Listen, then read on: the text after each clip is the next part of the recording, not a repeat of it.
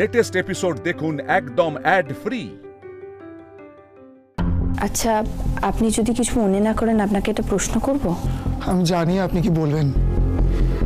ওনার মতো এত বড় মাপের একজন ডাক্তার। হ্যাঁ, ওনার এই অবস্থা কি করে হলো? সে অনেক কথা। ওনার মতো এরকম একজন ধন্বন্তরীর এই পরিণতিটা আমি কিছুতেই মেনে নিতে পারি না।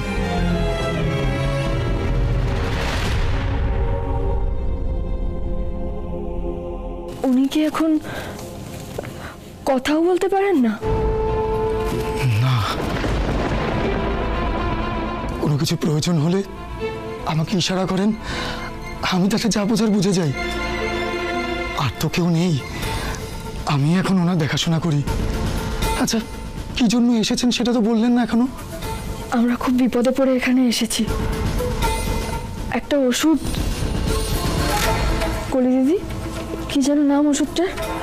ডক্সিটোসিন, অজ্ঞান করার ওষুধ।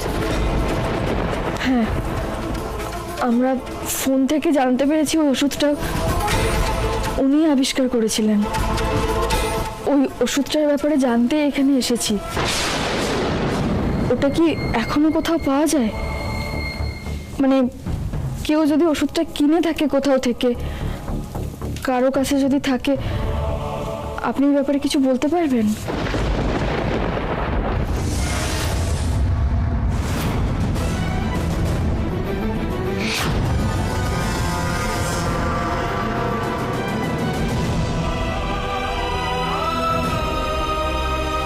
বলে বাবা, মানুষটাকে দেখে আমার খুব কষ্ট হচ্ছে। কত চেষ্টা করছেন কিছু বলার, কিন্তু পারছেন না। উনি উনি নিশ্চয়ই কিছু বলতে চাইছেন, তাই না? আচ্ছা, উনি লিখতে পারবেন না? না, ওনার প্রায় সব অঙ্গই এখন বিকল হয়ে গেছে। একটা মৃত মানুষের মতন বেঁচে আছেন, শুধু শুধু দেখতে আর শুনতে পান, পরিবর্তে কিছুই বলতে পারেন না। ওনার ভেতরে যে কত কথা জমে আছে সেটা তো আপনারা দেখেই বুঝতে পারছেন। ওনার সাথে তো আমি থাকি, আমি সব জানি।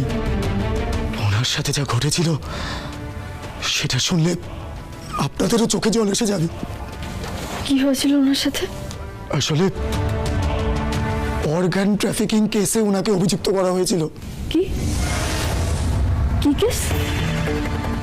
অর্গান ট্রাফিকিং কেস মানে গোপনে মানুষের অঙ্গ প্রত্যঙ্গ বিক্রি করার ব্যবসা। একটা নির্ভেজাল ভালো মানুষের উপরে এরকম একটা অভিযোগ উনি কিছুতেই মেনে নিতে পারেননি। আর তারপর থেকেই তো মানুষটা। আপনাদের কি আর কিছু জানার আছে? না না, আর কিছু জানার নেই। আপনাকে অনেক ধন্যবাদ ডাক্তারবাবু। আমরা আসি। হ্যাঁ, মিতুল, কলি, এসো।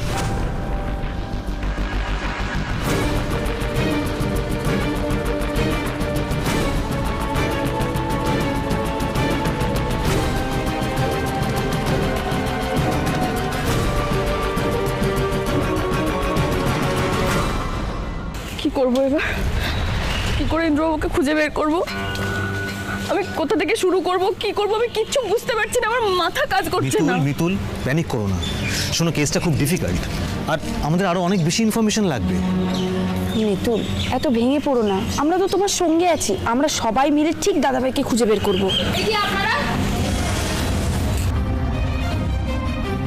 আপনারা এখানে কি করছেন? আমরা আসলে ডাক্তারবাবুর কাছে এসেছিলাম। এখন থেকে কি তদন্তের দায়িত্ব আপনারা নিজেদের হাতে তুলে নিয়েছেন? না ম্যাডাম, সেটা নয়। ইন্দ্রবাবুকে মিসেস লাইরি, আমি বুঝতে পারছি আপনার পরিস্থিতি। আপনার হাজব্যান্ড মিসিং, আপনার টেনশন হচ্ছে ওনার জন্য। আপনি ওনাকে চারদিকে খোঁজার চেষ্টা করছেন, কিন্তু আইনের ওপর থেকে ভরসা তুলে নেবেন এটাও তো ঠিক কথা নয়। আমরা তো চেষ্টা করছি ইন্দ্রজিৎ বাবুকে খুঁজে বের করার। আমাদেরকে এইটুকু সময় অন্তত দিন। আইন নিজের হাতে তুলে নেবেন না? ম্যাডাম, আপনি আমায় ভুল বুঝছেন।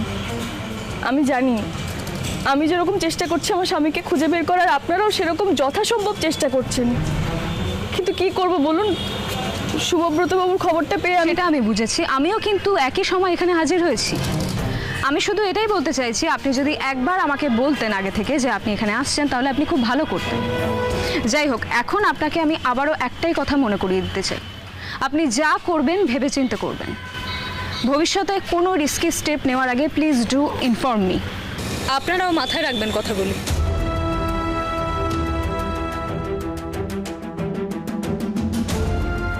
মিতুল, দেখো অলকা ম্যাডাম যে কথাগুলো বললেন তা কিন্তু ভুল নয়।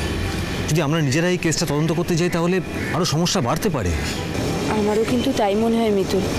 এবার কি করবে বলো তো? তোমরা কি বলতে চাইছো আমি খুব ভালো করে বুঝতে পারছি, আর এটাও জানি যে অলকা ম্যাডাম যেটা বললেন সেটাও ঠিক বললেন। কিন্তু কি করবো বলো তো অর্পদা, আমাদের হাতে তো অত সময় নেই। অলকা ম্যাডাম যা করছেন করুক, আমাকেও আমার কাজ করে যেতে হবে। কি করব বলো? ইন্দ্রবাবুর বিপদ জেনেও আমি তো হাত গুটিয়ে বসে থাকতে পারি না, আমাকে তো চেষ্টা করে যেতে হবে।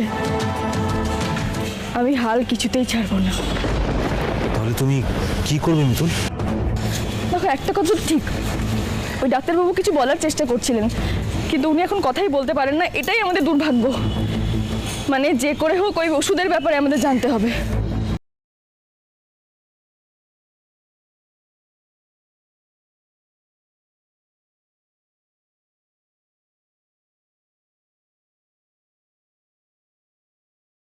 হ্যাঁ মিতুল, বলো। অসীমাদি, তোমাকে আমার একটা সাহায্য করতে হবে, কিন্তু লুকিয়ে। লুকিয়ে? হ্যাঁ, মানে অলকা ম্যাডামের কানে যেন গুণাক্ষরেও কথাটা না যায়।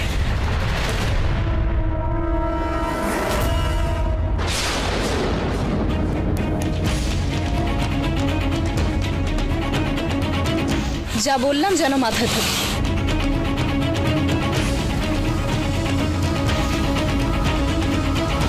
হ্যাঁ মিতুল, শুনতে পাচ্ছ? পাচ্ছি। তাহলে কথা বলছিলে না কেন?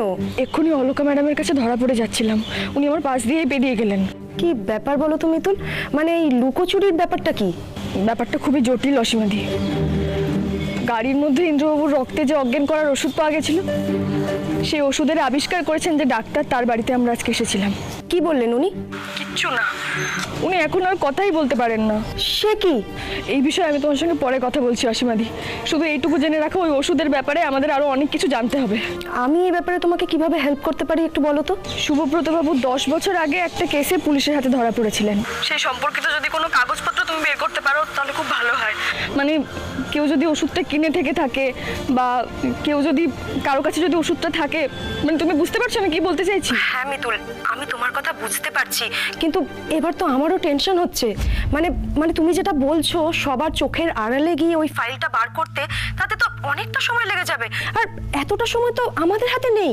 কাজটা কিভাবে করব কিছুই বুঝতে পারছি না। এভাবে পিছিয়ে যেও না অসীমাদি, কিছু একটা করো। ঠিক আছে মিতুল, তুমি চিন্তা করো না, আমি দেখছি আমি দেখছি কি করা যায়। কিন্তু মিতুল, তার জন্য তোমাকে একটু সময় দিতেই হবে। আমি যত তাড়াতাড়ি সম্ভব এই সমস্ত কিছু প্রমাণ জোগাড়ের চেষ্টা করছি। ঠিক আছে মিতুল? আমাদের হাতে একটু সময় নেই অসীমাদি। ইন্দ্রবাবু কোথায় আছে, কিভাবে আছে, কিচ্ছু জানি না আমরা। তুমি যত তাড়াতাড়ি সম্ভব কিছু একটা করার চেষ্টা করো অসীমাদি। ওকে মিতুল। এই তো ইন্দ্রজিৎ লাহিড়ির ব্লাড টেস্ট রিপোর্ট। সব ঠিক আছে তো স্যার? এমন ফিট বডি ঠিক না থেকে পারে? First class. আর স্যার, রিসিভার মানে ক্লায়েন্টের সাথে কথা বলেছেন তো? ক্লায়েন্টের সাথে কথা হয়ে গেছে, ওরা এখনো কনফার্ম করেনি, বাট এই রিপোর্ট দেখলে কনফার্ম করে দেবে আমি শিওর। তারপর আমরা কাটাকাটির দিকে এগোতে পারি।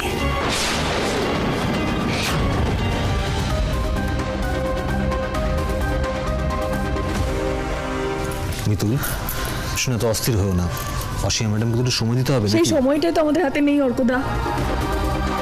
কি করব কিচ্ছু বুঝতে পারছি না আমি। শুভব্রত চৌধুরীর ওই অঙ্গ প্রত্যঙ্গ পাচার কেসের ফাইলটা অসীমাদি পেলো কিনা আমি সেটাও তো বুঝতে পারছি না। পেয়েছি।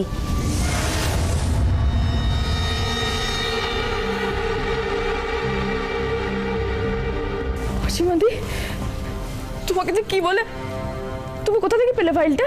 হেড অফিসের আর্কাইভ থেকে। ওখানে একজন আমার খুব চেনা, তাকে বহুবার রিকোয়েস্ট করে অনেক কষ্টে ফাইলগুলো জোগাড় করে নিয়ে সোজা এখানে চলে এলাম। কিন্তু এই ঘরে এখন যারা আছেন তাদের সবাইকে বলছি, এগুলো কিন্তু ভীষণ ভীষণ কনফিডেন্সিয়াল ইনফরমেশন, খুব গোপন তথ্য। তাই আমি যেই ফাইলগুলো এনে এখানে আপনাদের সাথে এই নিয়ে ডিসকাস করছি, এটা যেন কোনোভাবেই জানাজানি না হয়, তাহলে কিন্তু আমার চাকরি চলে যাবে। তুমি ভয় পেও না, কেউ কিচ্ছু জানতে পারবে না। একদমই। অলকা ম্যাডাম যে কড়া ধাতের মানুষ, উনি আমাদের কোনো কথাই শুনবেন না। জানতে পারলে রেগে গিয়ে হয়তো তদন্ত করাই বন্ধ করে দেবেন। না না, আমাদের কিছু একটা করতে হবে, এরকমভাবে হয় না।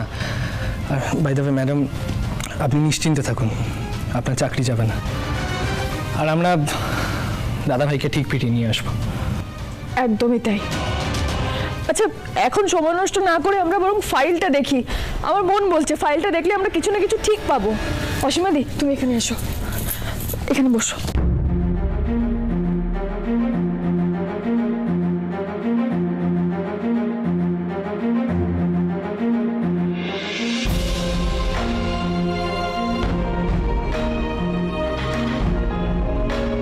এই তো এখানে স্পষ্ট লেখা রয়েছে যে অর্গান ট্রাফিকিংয়ে অভিযুক্ত ডক্টর শুভব্রত চৌধুরীর জেল হলো।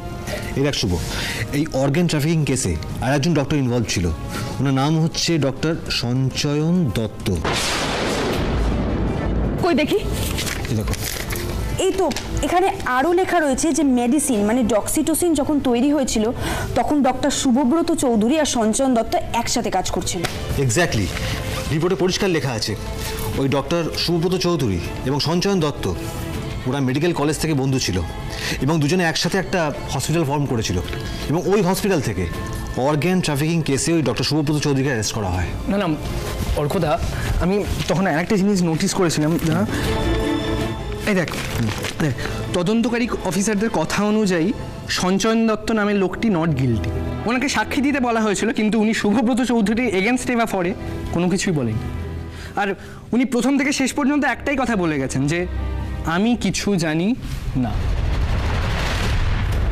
যে মানুষটা শুভব্রত চৌধুরীর সঙ্গে শুরুর দিন থেকে সব কিছুতে ছিল, সে বলে গেল আমি কিছু জানি না, কিন্তু রাজসাক্ষীও হলো না, আবার ছাড়া পেয়ে গেল।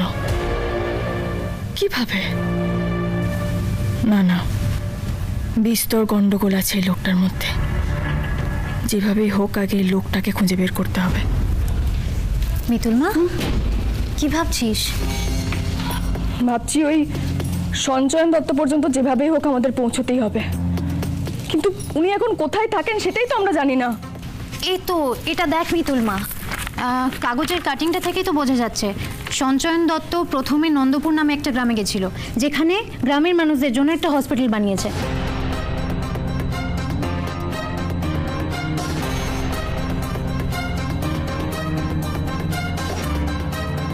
কি ভাবছো মিতুল? ব্যাপারটা একটু অস্বাভাবিক লাগছে না? কোনটা অস্বাভাবিক লাগছে? চেতনানাশক ওষুধ আবিষ্কারের ক্ষেত্রে সঞ্চয়ন দত্তরও একই রকমভাবে জড়িত ছিল, মানে শুভব্রত চৌধুরীর সঙ্গে। তার মানে এটাও তো হতে পারে ইন্দ্রবাবুর কিডন্যাপের ক্ষেত্রে সঞ্চয়ন দত্তের কোনো না কোনোভাবে হাত আছে। অর্কদা, ওই মানসিক ভারসাম্যহীন শুভব্রত চৌধুরীকে দেখে কোনোভাবেই মনে হচ্ছিল যে উনি এরকম একটা কাজ কোনোভাবে করতে পারেন। তার মানে নন্দপুর গেলেই আমাদের কোনো না কোনো প্রমাণ আমরা পেয়ে যাব। আমাকে নন্দপুর যেতে হবে। নন্দপুরের সঞ্চয়ন দত্তের হাসপাতালটা কোথায় সেটা আমাকে খুঁজে বের করতেই হবে। তুমি কোনো চিন্তা করো না ইন্দ্রবাবু, আমি আসছি, তোমার মিতুল আসছে। অর্কদা, আর সময় নষ্ট করলে চলবে না, আমাদের এক্ষুনি বেরিয়ে পড়তে হবে। তোমরা সবাই চলো। খুব সাবধানে মিতুল।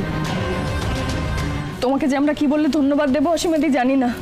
তুমি না থাকলে এসব কিছুই সম্ভব হতো না, এই ফাইলটাই আমরা জোগাড় করতে পারতাম না। তুমি শুধুমাত্র আমাকে সাহায্য করবে বলে নিজের চাকরি, তুমি যে এতদিন ধরে আমাদের ডিপার্টমেন্টের জন্য নিজের প্রাণ বাঁচিয়ে রেখে আমাদের সাহায্য করেছো মিতুল, আমি কিন্তু সেগুলো ভুলিনি। আর এইসব কথা একদম বলবে না। ঠিক আছে, তুমি চিন্তা করো না, ভোলে বাবা সবসময় আমাদের সঙ্গে আছেন। তুমি অর্কদা, গুগলি এ নাও এই ফাইলগুলো তুমি যথাযথ স্থানে আবার পৌঁছে দিও, কোনো চিন্তা করো না। আমরা রওনা দেব নন্দপুরের উদ্দেশ্যে।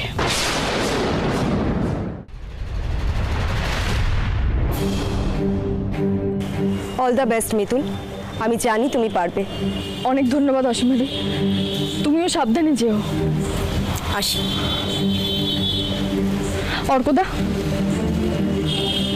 আমাদের যত তাড়াতাড়ি সম্ভব ওই ডাক্তারের কাছে পৌঁছতে হবে। মিষ্টি পিসি, বুড়ো ছেলের কোনো ক্ষতি হবে না তো? গুগলি, চিন্তা করিস না, তোর মিতুল মা থাকতে তোর বুড়ো ছেলের কিচ্ছু হবে না।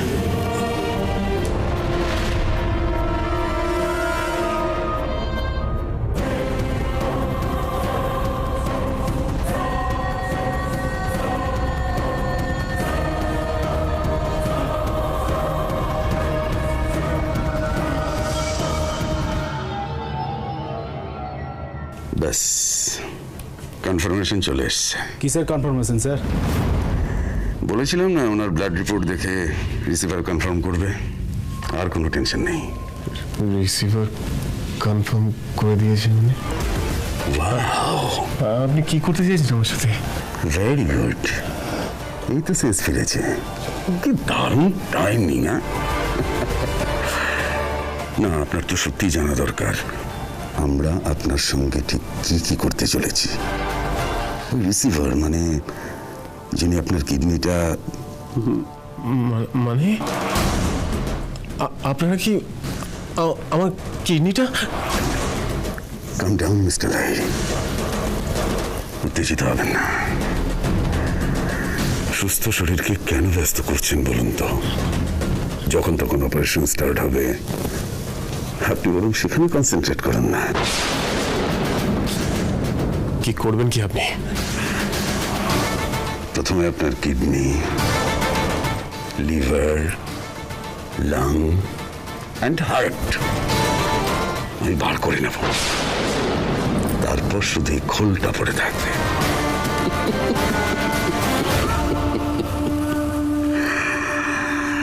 আসুন, যত ইচ্ছা আসুন। একবার যদি সুযোগ পাই না, আপনার এই মুখোশ আমি টেনে খুলে ফেলে দেব। আজ অব্দি আপনি এখানে যত মানুষকে নরক যন্ত্রণা দিয়েছেন, আপনাকে ঠিক একইভাবে মারবো আমি। আস্তে আস্তে, এসব কি বলছেন আপনি?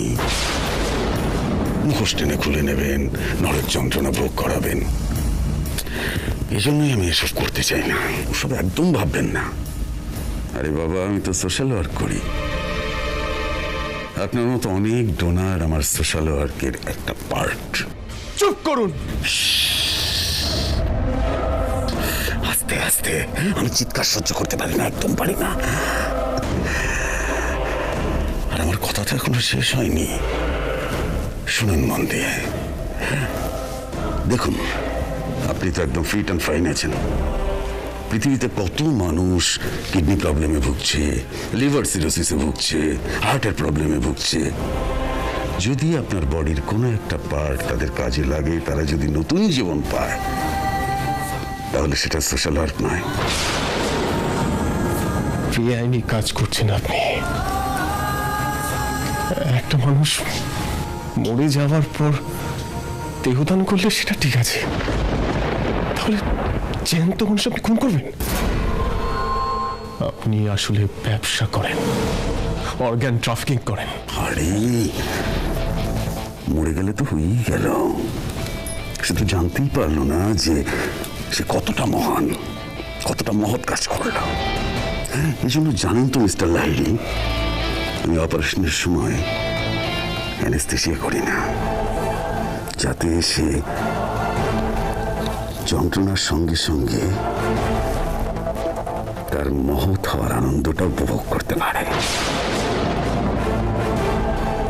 আর এই যে বললেন না business, right, this is the booming business. পৃথিবীর সবচেয়ে চালু ব্যবসার মধ্যে একটা। ক্লিয়ার?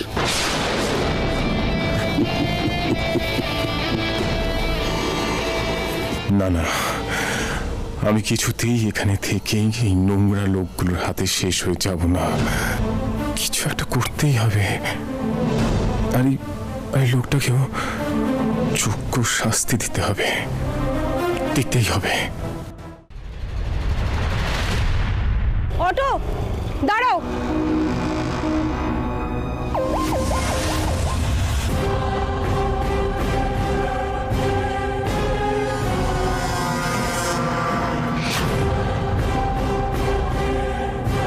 অদ্ভুত লোক তো, মিনিমাম সরিটুকু বলতে জানে না। এত ইম্পর্টেন্ট কনফিডেন্সিয়াল ফাইলগুলো, এগুলো নিয়েই যত প্রবলেম। যাকে চলো।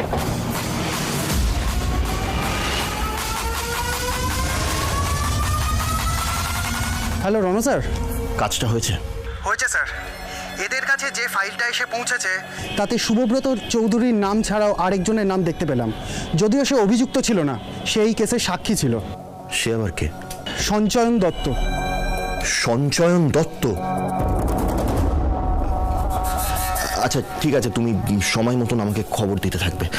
তোমার টাকাটা ঠিকঠাক সময় পৌঁছে যাবে। Okay sir.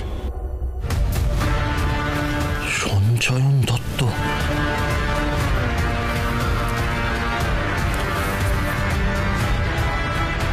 রণজিৎ বলো।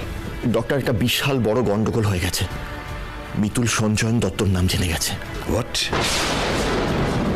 এই নামটা মিতুল কি করে জানলো? আমি আপনাকে আগেই বলেছিলাম এই মেয়েটাকে একদম হালকাভাবে নেবেন না। আর মিতুল যখন নামটা জেনে গেছে তখন কিন্তু ওখানে পৌঁছে যাবে। আসতে দাও, আমি ওর জন্য দারুণ অভ্যর্থনার ব্যবস্থা করছি।